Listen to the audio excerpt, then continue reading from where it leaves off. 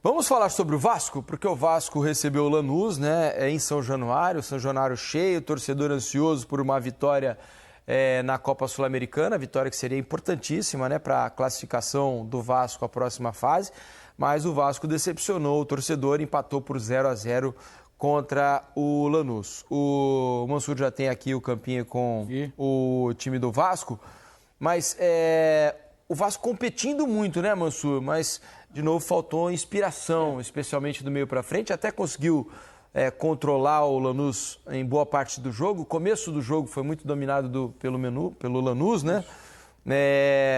Mas foi um jogo de entrega e pouca inspiração, né? Achei o Nuno abaixo do normal, ainda que tenha feito um jogo razoável. Abaixo do normal, Verratti mal hoje, né? Quase não conseguindo participar. Coutinho também muito abaixo das últimas partidas. É um jogo de pouca inspiração, né? Isso que você falou resume bem o jogo. O Vasco normalmente faz o jogo pesar muito o lado esquerdo, Isso. né? Onde o Nuno junta com o Coutinho para fazer as jogadas. O Piton aparece para o apoio. E quase hoje, os momentos de perigo do Vasco, quase todos vieram com a chegada do Paulo Henrique, que foi quem teve mais força no jogo, mais presença. O início, de fato, foi bem difícil para o Vasco, até o Vasco se encontrar no jogo. Foram 10 a 15 minutos em que o Lanús foi melhor. E a partir daí, não, o Vasco teve controle do jogo. Acho até que foi melhor do que o Lanús na maior parte do jogo, mas transformar isso em jogadas ofensivas com mais qualidade demorou muito. No segundo tempo, com as trocas, uma das sensações mais vivas assim de gol que o Vasco teve foi já com o Paulinho em campo, quando ele bate de fora da área, uma batida de fora da área que a bola passa raspando na trave, isso, né? Bastante perigoso pela esquerda com o Ryan, né? Isso. Mas não foi um jogo de tantas oportunidades também, né? O Vasco parou de tomar sustos atrás, mas também não conseguiu produzir tanto. E aí eu concordo, acho que fisicamente parecia o Coutinho, sim, a sequência de jogos pesando, né? O Coutinho não estava no melhor dele, o Nuno também não bem. O Nuno, que é um jogador que vinha sendo substituído em quase todos os jogos, ali pelos 60, 65 minutos, talvez sendo um sinal de que a adaptação dele ao Brasil, a sequência de jogos, fosse um fator. Hoje ela pesou, acho que desde o início do jogo, desde mais cedo. Ele teve bastante dificuldade no jogo, na parte técnica, inclusive, possivelmente refletindo uma questão física. O Vasco saiu de São Januário, né, assim que terminou o jogo, vaiado pela sua torcida, né? O Carille havia ganho uma folga, né, na pressão ali, mas essa pressão está sempre rodeando ali a comissão técnica, né? À medida que ganhou um jogo, ela dá uma acalmada. É só perder um jogo ou fazer um jogo mais ou menos que já vem a carga de novo em cima da comissão técnica. Já era esperado um jogo difícil por conta da qualidade do Lanús, né? O Lanús também não fez um grande jogo, né? Não fez aquilo que a gente está acostumado a ver do Lanús, uma força aqui no futebol sul-americano, em Libertadores e Sul-Americana também. Mas nós sabíamos que era uma pré-decisão do grupo, né? Esse jogo do Vasco e o jogo... Uma ida, né? Quase um jogo de ida. O jogo de ida contra o Lanús, que eu creio é o que vai decidir o campeão desse grupo e aí o classificado da próxima fase direto.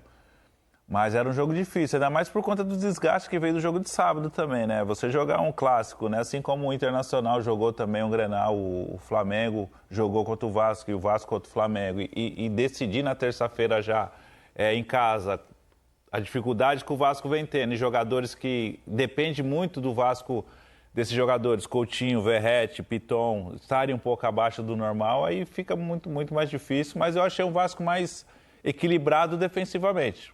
Falta o Carille agora dar uma sequência, conseguir melhorar o meio-campo, a bola chegar mais trabalhada para o Verratti, assim como chega no Brasileiro, ele vem fazendo gols, mas na Sul-Americana ainda o Vasco com muita dificuldade. E tem uma questão, né, Manso? O Vasco não tem muita troca, né? Então o Vasco vai utilizando... Tem reposição, né? O Vasco vai usando praticamente todos os mesmos jogadores nos jogos, né? E outra coisa... E o clássico demanda... Hoje entrou o Adson, né? Isso, o Adson não esteve à disposição contra o Flamengo. O clássico contra o Flamengo, ele exige muito da parte psicológica do jogador, ali na concentração, que é um jogo de erro zero para você se manter vivo. Desgasta mais ainda mentalmente, ao longo de todo o jogo, né? E 3 dias depois, né, o Vasco já estava em campo de novo com os mesmos jogadores, já vindo de uma sequência. Menos mal que o Vasco jogou no terça até domingo, que é o jogo com o Cruzeiro, ele tem um pouquinho mais de tempo. Tanto que o Carille dava... Na entrevista após o clássico com o Flamengo, ele já dava a entender que não ia mexer tanto para esse jogo com o Lanús, que era um jogo importante no grupo, porque não preocupava tanto a ele. É óbvio que você corria alguns riscos hoje com os jogadores não tão bem recuperados do Clássico de sábado, mas passando esse jogo, ele teria 5 dias para o jogo com o Cruzeiro, que vai ser no domingo. O Vasco tem um pouquinho mais de...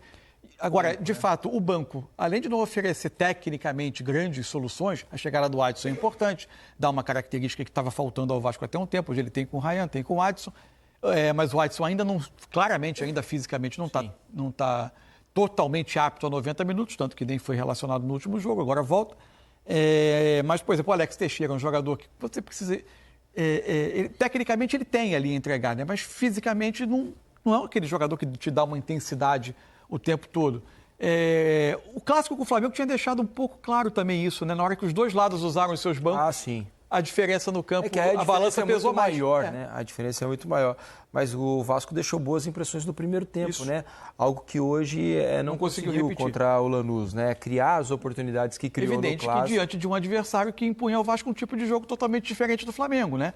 O Flamengo ia tentar ter a iniciativa do jogo e, eventualmente, o Vasco em ataque rápido, desarme. Reativo, né? Ia ser reativo. Isso. Hoje tinha que propor o jogo. O jogo estava todo com ele, para ele criar os espaços. Como os jogadores que mais funcionam nesse cenário, o Coutinho, o Nuno, que em espaço curto podem produzir, por terem mais talento, mais capacidade de se mover por ali, não estavam numa grande noite, o Vasco sofreu um pouco.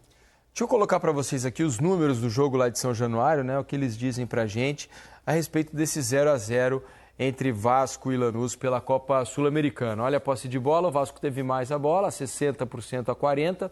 Total de passes, 548 do Vasco, 287 do Lanús. Percentual de acerto, 88% do Vasco, só 74% do Lanús. 11-8 em finalizações para o Vasco, 2 apenas no gol do Vasco contra 1 do Lanús. Agora, na outra página... Vai lá.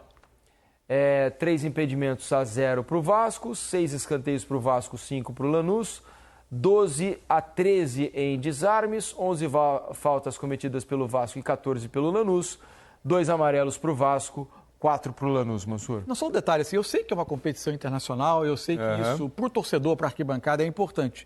Agora, por vezes me preocupa, assim, o Vasco vai ter que ir à Venezuela, depois vai ter que ir a Buenos Aires.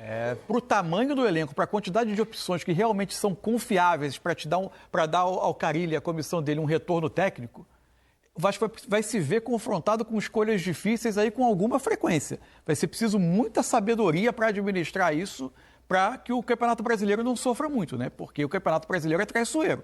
Se vê, basta você ficar ainda mais para quem está jogando o tipo de campeonato que o Vasco vai jogar. Se manter numa zona tranquila, segura o tempo todo, basta ali 2, 3 rodadas que as coisas fujam ao controle para eventualmente você se ver numa emergência.